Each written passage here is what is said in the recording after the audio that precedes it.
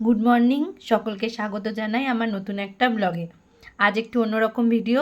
আজ গেছিলাম একটা সিনেমা দেখতে। স্টেশনে পৌঁছে টিকিট কেটে উঠে পড়লাম ট্রেনে। মসলন্দপুর নেমে গেছিলাম জ্যোতি সিনেমা হলে। সেখানে পৌঁছে টিকিট কেটে জলের বোতল, চিপস ও কোল্ড ড্রিঙ্কস নিয়ে আমরা গেলাম সিনেমা হলের ভিতর। এইগুলোর দাম কিন্তু ওরা আমাদের টিকিটের সাথেই ধরে নিয়েছিল, এবং এগুলো তোমাকে নিতেই হবে। ওদের কোনো অপশান ছিল না যে যেখানে তুমি বলতে পারো নেব না। যা হোক, সিনেমা হলের ভিতরে ঢুকে দেখলাম কেউ নেই আমরা ছাড়া। এরকম আমি আগে কখনো দেখিনি। লোক কম থাকে কিন্তু একদম কেউ নেই, এই প্রথম দেখলাম। এবার সিনেমা শুরু হলো। এতগুলো চরিত্র এক এক করে সকলের এন্ট্রি হলো বেশ দারুণভাবে।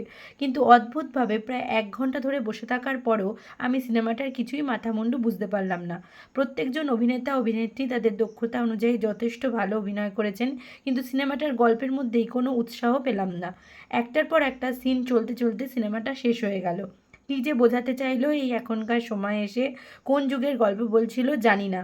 একজন ক্যামিও চরিত্রও ছিল শেষে, যদিও সেটা আমাদের সামান্য আনন্দ দিল। একদমই ভালো লাগেনি সিনেমাটা। পুরোটাই পয়সা ও সময় নষ্ট মনে হলো। যাই হোক, সিনেমাটার নামটাই বলা হয়নি। এটা হচ্ছে ফুলপিসি ও এডওয়ার্ড।